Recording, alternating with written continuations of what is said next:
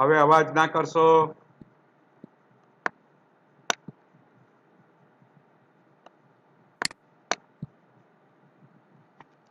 Hi, very good morning. I'm Dr. Janak Patel, MD, General Physician. All these video lectures are for educative purpose. Today we'll be discussing on another short topic, that is agranulocytosis. You might come across in your everyday practice. You will see some report where the neutrophil count is very low, and also it can be asked in your oral as well as in your theory. So it will be very useful to almost all students who are in fourth year, even in second year pathology, etc.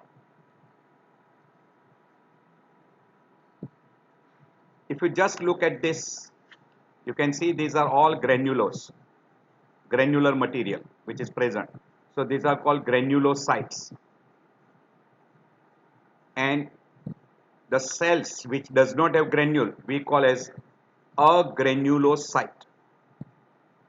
And if you look at this, it almost suggests agranulocytes count is increased, because whenever you say cytosis means increase in the count, leukocytosis, lymphocytosis, we call increase in the count. But ideally this word is utilized for a condition where there is decrease in granulocytes. And decrease in granulocyte, if we put a word A before that, that means absent granular material in a cell. So it is little misnomer if we just look at that.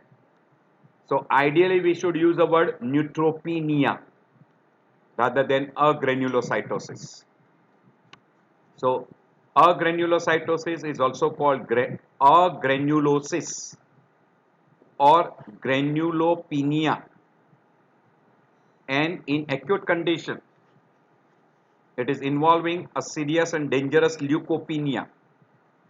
So it is a decrease in the leukocyte count and mainly neutrophil count causing neutropenia. So when you use the word leukopenia, meaning decrease in total leukocyte count,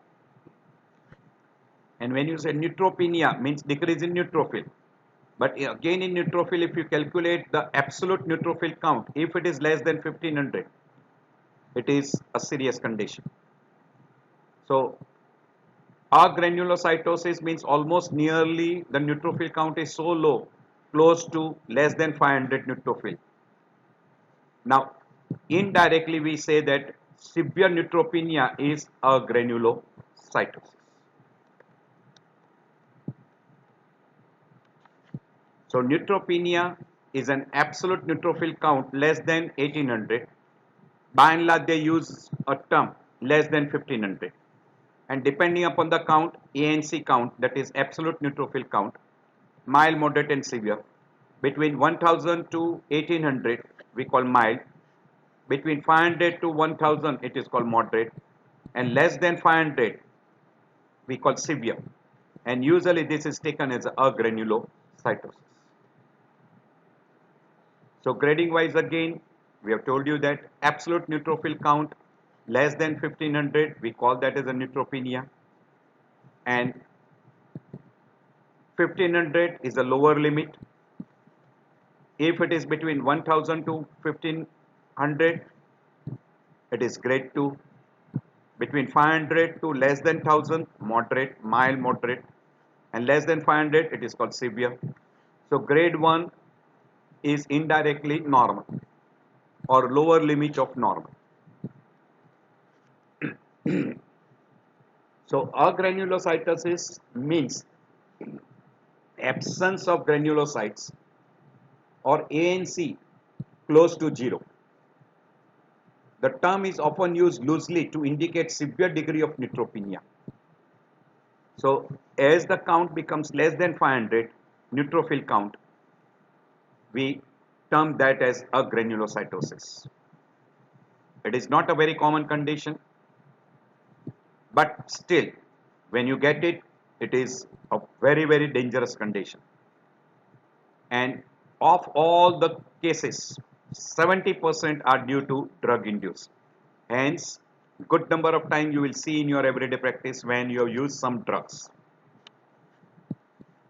So other name for agranulocytosis, neutropenia, agranulosis, granulocytopenia, and granulopenia.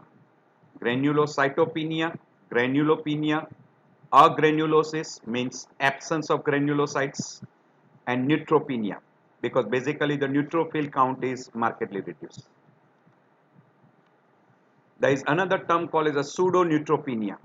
This is because of delayed examination after drawing a specimen, or maybe because of paraproteinemia, or maybe because of a use of anticoagulants, where you get relatively neutropenia, and that is labeled good number of time as pseudoneutropenia. So agranulocytosis is used when the neutrophil count is severely decreased. By and large, we say that when it is less than 500, then absolute neutrophil count less than 500, and most commonly we have already told you it is due to drugs, and probably that may be because of direct toxicity or immune mediated damage. There is one another term called as a cyclical neutropenia, usually a form of agranulocytosis characterized by periodic or cyclical diminution in circulating bone marrow maturation arrest. Exact etiology is not known. That's why the word good number of time utilized is idiopathic neutropenia associated with severe persistent gingivitis. This is described as cyclical neutropenia. You can divide agranulocytosis into congenital and acquired variety. Among acquired, most common is drugs. Most common is drugs, almost 70% of the time. So it may be congenital and acquired. So another way is primary and secondary. In primary, we don't know the cause. In secondary, we can identify the cause. So there are different words we have already told you: granulocytopenia, neutropenia. There is also another word called as malignant leukopenia.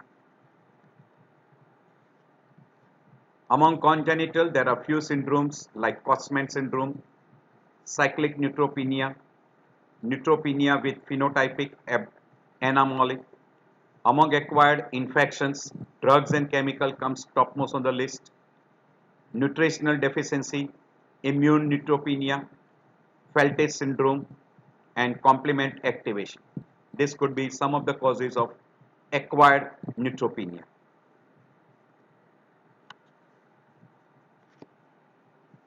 Among congenital, we have already mentioned Cosman syndrome. There is another called as, very commonly you will come across to drugs, that is we call idiosyncrasy.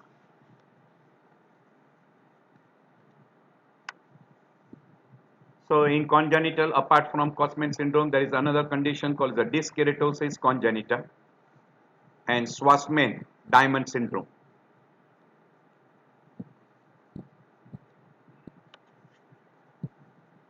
You will have a drug induced like antibiotics, chloramphenicol, 4-trimexazole, penicillin, doxycycline. Among anti-inflammatory, phenylbutazone, ibuprofen. Among anti-thyroid drugs, these two are quite common: carbimazole and propylthiouracil. Among anticonvulsants, phenytoin sodium and valproic acid. Those two are quite commonly utilized in everyday practice. Other antibiotic like ciprofloxacillin, nitrofurantoin, even cephalosporin, gentamicin.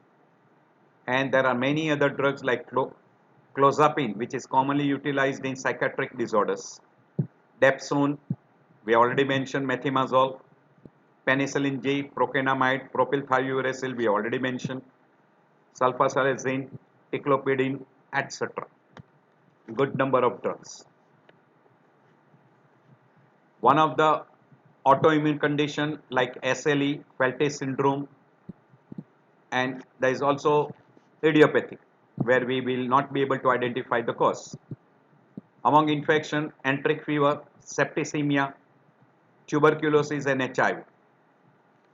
Among viral infection, HIV infection, hepatitis B, Epstein-Barr virus and parvovirus B19. Among protozoal, malaria kala-azar, quite commonly seen. In miscellaneous, cyclic neutropenia, aplastic anemia, myelodysplastic syndrome, hypersplenism, megaloblastic anemia, which is nutritional deficiency, X-ray irradiation, etc. As far as the risk factor is concerned, it is very common after the age of 50. Twice frequent in women as compared to male, and it is accounting for approximately 70% of the cases. Underlying autoimmune disease is quite common, and also there is a genetic susceptibility. As the age is more, if age is more than 65, usually there is a poor prognosis, and if the absolute neutrophil count is less than 100, again it is poor prognosis. If there is secondary due to septicemia or septic shock or severe intercurrent infection, again prognosis is poor. And if there is a pre-existing condition like CKD, cardiac pathophysiology like acute MI or cardiomyopathy, ARDS, systemic inflammatory disorders, etc., it is poor prognosis. If you go through a pathophysiology, it is because of decreased production, ineffective granulocytopoiesis, and decreased survival, or what we call as increased destruction by hypersplenism. There may be accelerated removal or destruction, very frequently secondary to immune mediated, which can be idiopathic or because secondary due to autoimmune, and very commonly because of drugs.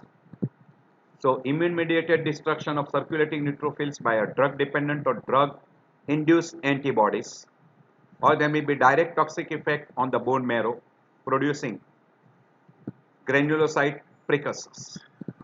And if there is an enlarged spleen, it can also give rise to hypersplenism and increased destruction. Or there is a overwhelming infection, severe infection like septicemia, and that will give rise to increased peripheral utilization and destruction. As far as the clinical manifestation is concerned, we know that neutrophil accounts for a primary cellular defense mechanism. So if neutrophilia is there,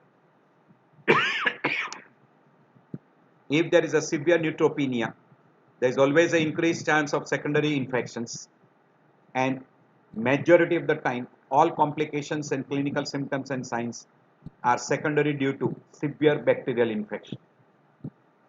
Secondary to neutropenia, there is an increased compensatory monocytosis, because monocytosis will produce increased macrophages and phagocytic function for compensation. If it is neutropenia is close to 1500, by and large they are asymptomatic. As the absolute neutrophil count, ANC count, becomes less, if it is less than 500, very frequently they are having a secondary bacterial infection, and secondary to bacterial infection, high grade fever, rigor, sore throat, oral ulcer, perianal ulcers, etc. Poor wound healing. You can see these are ulcers, oral ulcers. You can see this is in the oral cavity, this is below the tongue. You can see this is secondary fungal infection.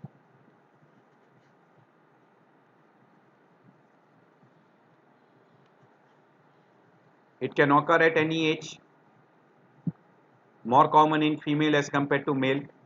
So In female, it is more common. We already mentioned symptoms are secondary due to bacterial infection like fever, malaise, weakness, prostration. Jaundice may be seen in some of the person because there is involvement of liver. You will see oral ulcer, oral infections.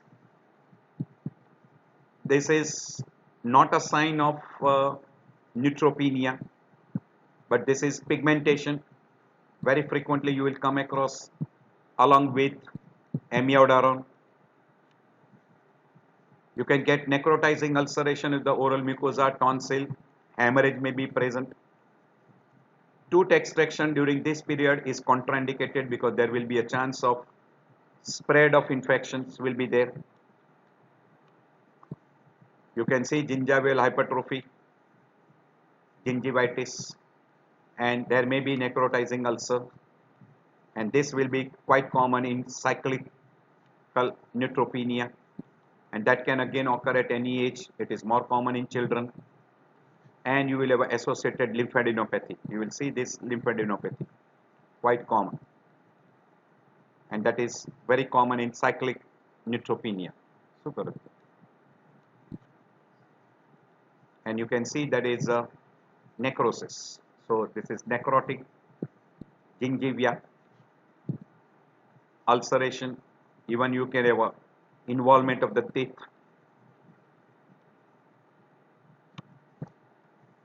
So severe gingivitis, reversible stomatitis, loss of supporting bone around the teeth, necrotizing ulcers of oral mucosa and tonsil will be seen, and you will have even dental deformities because of loss of superficial alveolar bone.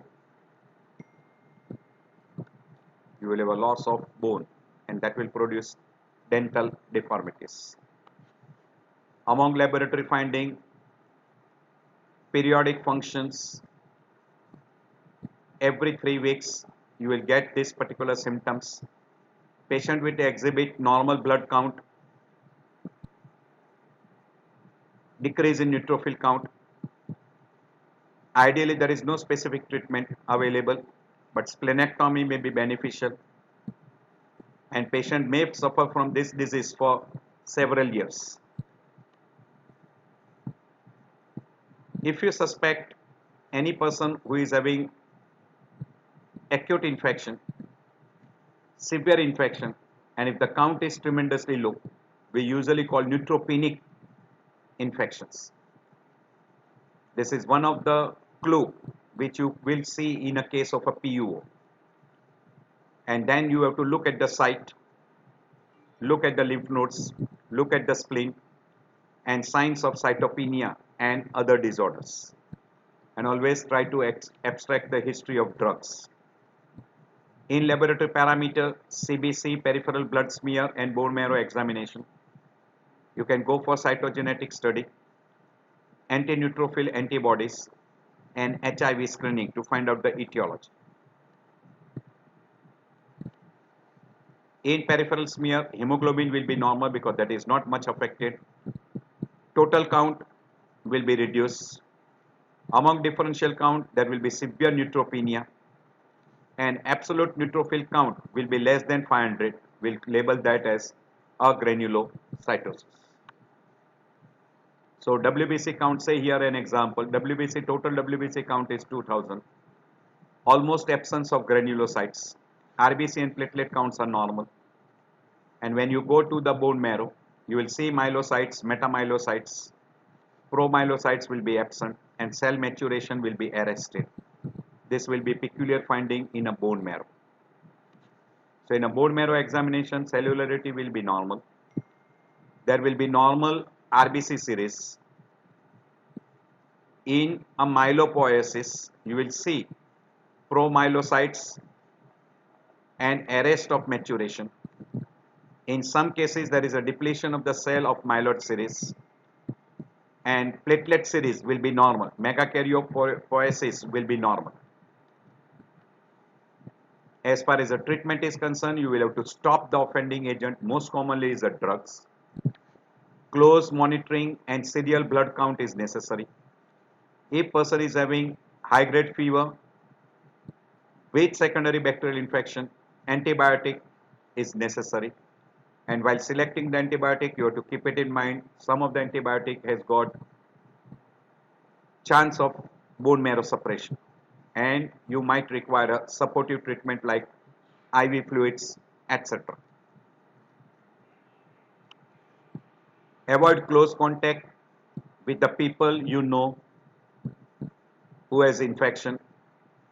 Stop the drug which has created this granulocytosis. In spite of all the other possible treatment like antibiotics, supportive treatment, etc., if the count does not improve, that is we call refractory cases, you can use growth factor like GCSF, and that will be increasing, that is called granulocyte infusion you can also use.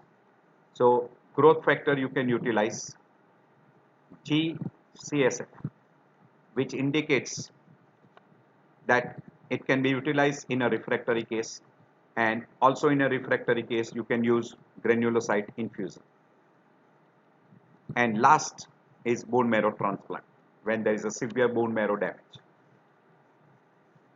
Growth factor is commonly indicated in if the person is more than 65 years of age, if there is a prolonged, means more than 10 days of severe neutropenia, less than 100 count, there is a sepsis syndrome, there is a severe pneumonia, there is an invasive fungal infection, etc., then growth factor is being commonly utilized. We know very well the complications: oral infections, bacterial, fungal or viral, sepsis, and if not treated properly, you might even have a mortality, that is death. Thank you all for taking out time. I know that your time is valuable, and I appreciate your time, that you have spent some of the time with me, and I feel that this topic will be helpful to you in your exam, and also sometime you will see in your everyday practice. If you like this video, please press button like.